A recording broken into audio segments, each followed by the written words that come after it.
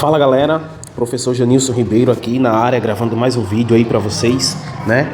Esse vídeo a gente vai fazer uma análise do discriminante, né? O discriminante ali da função do segundo grau, né? O discriminante ali da equação do segundo grau, que é o delta, né?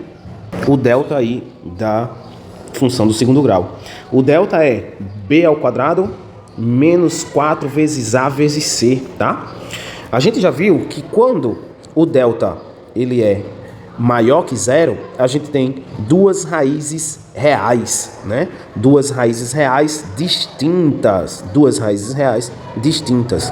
Quando o delta ele é igual a zero, a gente tem duas raízes reais iguais ou apenas uma raiz real, né? Ou apenas uma raiz real, tá? Quando o delta for menor que zero, ou seja, quando o delta for negativo, não tem raiz real, tá? Delta negativo não tem raiz real. No gráfico, professor, como que ficaria isso no gráfico? Eu queria visualizar isso no gráfico, Janilson. Olha só, no gráfico, na primeira situação, a gente tem o delta maior que zero, o gráfico ficaria mais ou menos assim, ó. Eixo Y, eixo X, o delta maior que zero, eu tenho duas raízes reais, tá? Então, o gráfico ficaria mais ou menos assim, tá?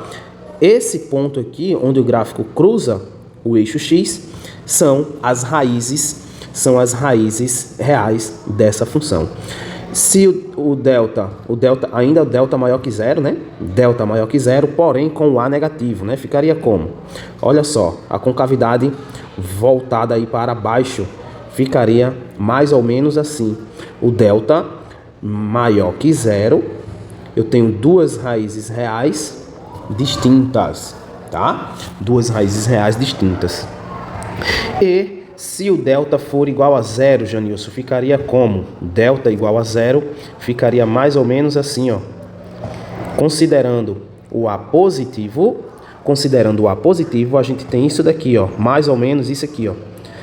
Tá? Onde o gráfico ele toca o eixo X em apenas um ponto, tá? O gráfico corta o eixo X em apenas um ponto. Se o delta for igual a zero, porém com o A negativo, né? Vamos fazer uma análise aqui do gráfico com o A negativo, eixo X, eixo Y. O gráfico seria mais ou menos assim, ó. Seria mais ou menos assim, tocando aqui em apenas um ponto, tá? Deixa eu só afastar isso aqui um pouquinho para cima. Vamos fazer a análise do gráfico quando o delta for negativo. Delta negativo menor do que zero, a gente teria mais ou menos isso aqui, ó. Se o A for positivo, com cavidade voltada para cima, o gráfico não cruza, não toca no eixo X, tá? Se o delta for negativo, porém o A negativo, a concavidade voltada para baixo, a gente teria mais ou menos isso aqui, ó. Teria mais ou menos isso daqui.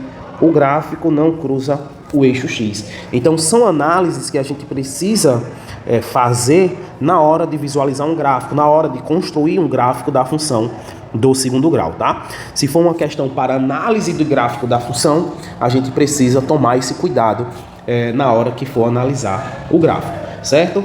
Então, esse aí é mais um vídeo para análise do discriminante. Bons estudos aí para vocês e até o próximo vídeo, até a próxima aula.